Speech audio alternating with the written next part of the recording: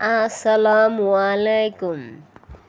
দুনিয়াতে ও আখিরাতে এবং জাহান্নাম থেকে মুক্তি পেতে হলে এই সূরাটি পাঠ করুন। সূরাটি হলো রাব্বানা আতিনা ফিদ দুনিয়া হাসানাও অফিল আখিরাতি হাসানাও অকিনা আযাবান্নার। রাব্বানা আতিনা ফিদ দুনিয়া হাসানাও অফিল আখিরাতি হাসানাও অকিনা আযাবান্নার। ভিডিওটা প্রচুর পরিমাণে শেয়ার করে দিন, এতে আপনার অনেক সওয়াব হবে, অনেক মানুষ জানতে পারবে, শিখতে পারবে এবং আমলটি করতে পারবে। চ্যানেলটি সাবস্ক্রাইব করে রাখুন, লাইক শেয়ার দিয়ে আমার পাশে থাকুন। আবার নতুন নতুন ভিডিও নিয়ে আপনাদের মাঝে চলে আসব। সেই পর্যন্তই ভালো থাকুন, সুস্থ থাকুন। আল্লাহ হাফেজ।